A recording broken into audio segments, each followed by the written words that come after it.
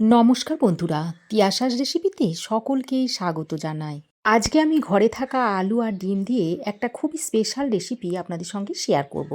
ঘরে মাছ মাংস কিছুই না থাকলে ডিম আর আলু দিয়ে এই রেসিপিটা তৈরি করে বাড়ির সকলকে চমকে দিতে পারে। রেসিপিটা তৈরি করার জন্য এখানে আমি দুটো মাঝারি সাইজের সেদ্ধ আলু নিয়েছি।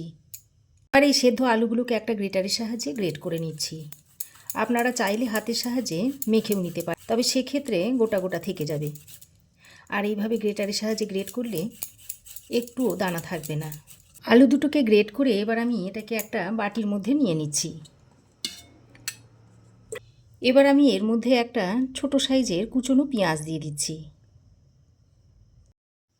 আর দিয়ে দিচ্ছি দুটো কুচিয়ে নেওয়া কাঁচা লঙ্কা। তবে যে যেমন আপনারা ঝাল খান সেই অনুযায়ী কাঁচা লঙ্কাটা দিয়ে নেবেন। এবার আমি দুটো ডিম নিয়েছি। এই ডিম দুটোকে এখন আমি আলুর মধ্যে ভেঙে দিয়ে দিচ্ছি।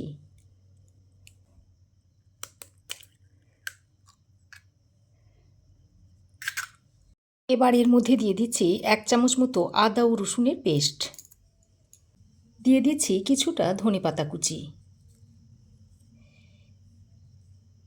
এবার স্বাদ মতো নুন আর কিছু গুঁড়ো মশলা দিয়ে দেব সামান্য একটু হলুদের গুঁড়ো, দিয়ে দিচ্ছি অল্প একটু জিরে গুঁড়ো, আর দিয়ে দিচ্ছি একটু ধনে গুঁড়ো।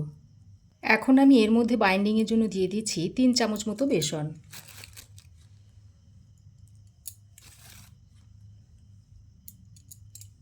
তবে আপনারা বেসনের বদলে ময়দা কিংবা কর্নফ্লাওয়ারটাও দিয়ে দিতে পারেন। এবার আমি সব কিছুকে একসঙ্গে ভালো করে মিশিয়ে নিচ্ছি। এইরকম একটু থকথকে করে মাখিয়ে নিতে হবে। এবার আমি একটা ফ্রাই প্যান গরম করে তাতে পরিমাণ মতো সর্ষের তেল দিয়ে দিচ্ছি। এবার তেলটাকে ফ্রাই প্যানে একটু এইভাবে স্প্রেড করে নিচ্ছি। তারপর যে ব্যাটারটা তৈরি করে রেখেছিলাম সেটা এখানে দিয়ে দিচ্ছি।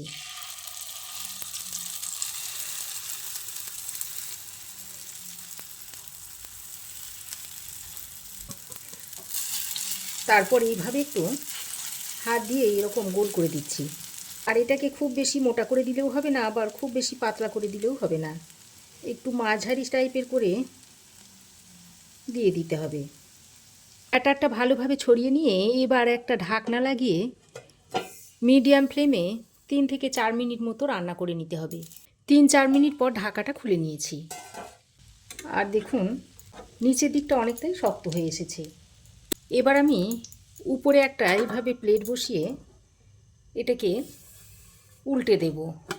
তবে খুন্তির সাহায্যে উল্টে দেওয়া যেত, সেক্ষেত্রে ভেঙে যাবার ভয় থাকতো। তারপর আমি আবারও ফ্রাই প্যানের মধ্যে ডিমটাকে দিয়ে দিয়েছি।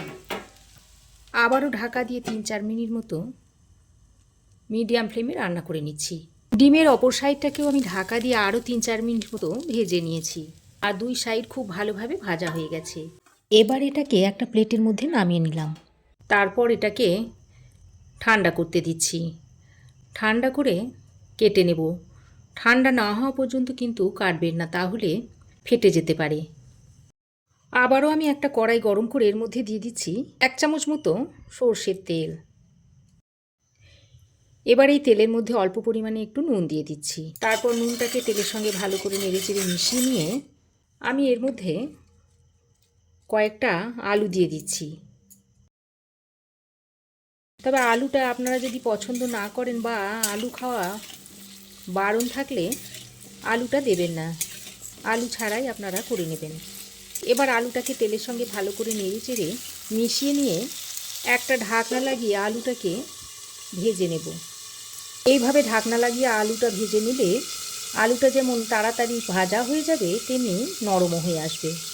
বেশ কিছুক্ষণ ঢাকা দিয়ে আমি আলুটাকে সুন্দর করে ভেজে নিয়েছি, আর ঢাকাটা খুলে মাঝে 2-1 বার আলুটাকে নেড়ে চেড়ে দিয়েছিলাম।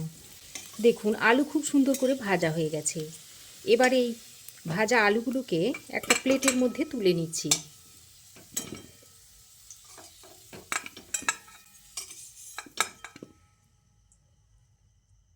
আলু ভেজে তুলে নেওয়ার পর কড়াইয়ে যে বাকি তেলটা রয়েছে সেই তেলের মধ্যে আরও সামান্য একটু সর্ষের তেল দিয়ে দিচ্ছি।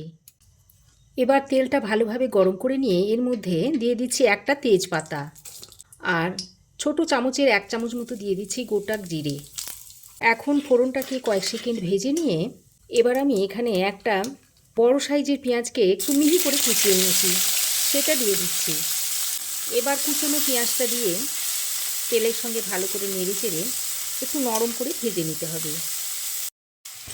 পেঁয়াজটাকে দেখুন ঠিক এরকম একটু নরম করে আর একটু সোনালি রং ধরিয়ে ভেজে নিয়েছি।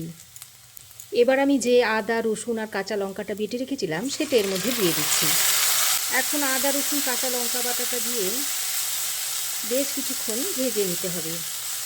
আদা ও রসুনের কাঁচা গন্ধটা চলে না যাওয়া পর্যন্ত এইভাবে কিছুক্ষণ ভেজে নেব। এবার আমি একটা মিডিয়াম সাইজের টমেটো পেস্ট এখানে দিয়ে দিচ্ছি। টমেটো পেস্টটা দিয়ে আবারও আদা রসুনের সঙ্গে ভালো করে ভেজে নিতে হবে। এইভাবে ভেজে নিলে টমেটোর কাঁচা গন্ধটা আর থাকবে না। এবার আমি এর মধ্যে টমেটোর বাটি ধুয়ে একটু জল দিয়ে দিচ্ছি, যাতে গুঁড়ো মশলাগুলো দেওয়ার পর পুড়ে না যায়। এবার এর মধ্যে দিয়ে দিচ্ছি হাফ চামচ মতো হলুদ গুঁড়ো, দিয়ে দিচ্ছি 1 চামচ মতো কাশ্মীরি লঙ্কার গুঁড়ো। এতে ঝাল হবে না, তবে কালারটা সুন্দর আসবে। আর দিয়ে দিচ্ছি হাফ চামচ জিরে গুঁড়ো আর হাফ চামচ দিয়ে দিচ্ছি ধনে গুঁড়ো। এবার মশলাটাকে খুব ভালো করে কষিয়ে নিচ্ছি। এইভাবে মশলাটা কষাতে কষাতে দেখবেন মশলা থেকে তেল ছেড়ে দেবে। এবার এই পর্যায়ে স্বাদ মতো নুন দিয়ে দিচ্ছি আর অল্প একটু চিনি দিয়ে দিচ্ছি। নুন আর চিনিটা দিয়ে আবারও মশলার সঙ্গে ভালো করে নেড়েচেড়ে মিশিয়ে নিচ্ছি। এইভাবে অল্প পরিমাণে যদি চিনি দেওয়া হয় তাহলে তরকারির স্বাদটা খুব ভালো হয়। তো নুন চিনিটা দিয়ে ভালো করে নেড়েচেড়ে মিশিয়ে নিয়েছি।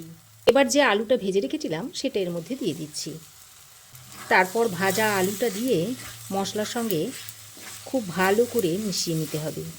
আলুটাকে মশলার সঙ্গে ভালো করে নেড়েচেড়ে মিশিয়ে নিয়ে এবার আমি 2 মিনিটের মতো ঢাকা দিয়ে মশলাটাকে আলুর সঙ্গে কষিয়ে নেব। এর ফলে আলুর মধ্যে মশলার ফ্লেভারটা ভালোভাবে মিশে যাবে। ঢাকা দিয়ে 2 মিনিট মতো আলুটাকে মশলার সঙ্গে কষিয়ে নিয়েছি। এবার আমি এর মধ্যে পরিমাণ মতো জল দিয়ে দিচ্ছি।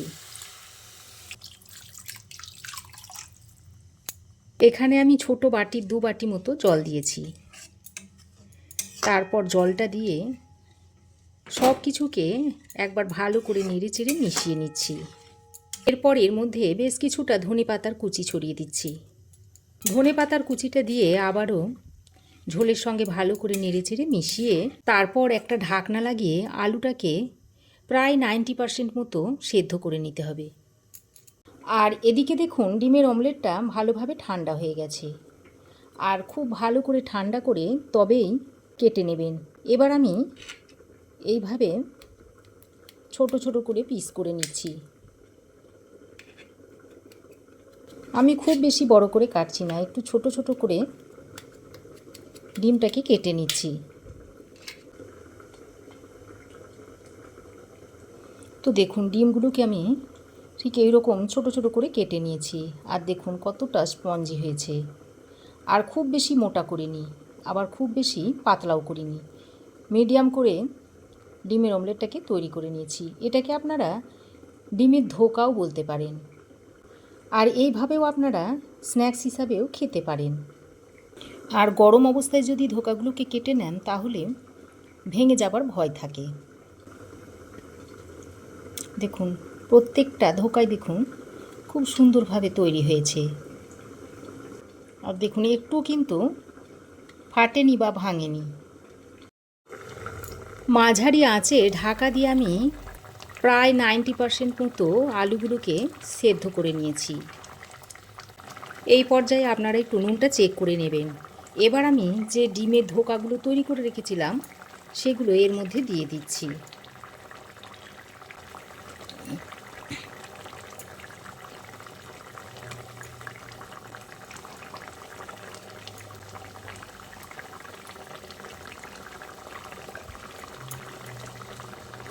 তারপর আরও একবার হালকা হাতে নেড়েচেড়ে মিশিয়ে নিচ্ছি।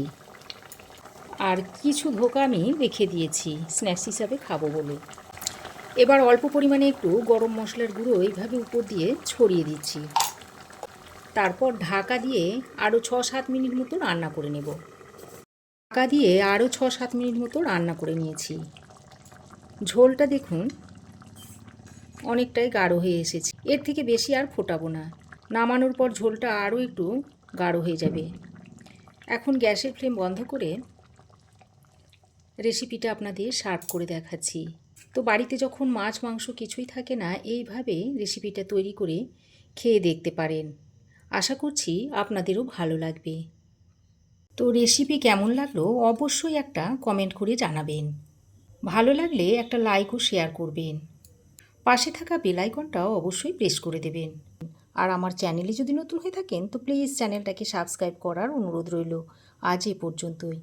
আবার দেখা হবে নতুন কোনো রেসিপি নিয়ে নেক্সট এপিসোডে। সে পর্যন্ত ভালো থাকবেন, সুস্থ থাকবেন। ধন্যবাদ।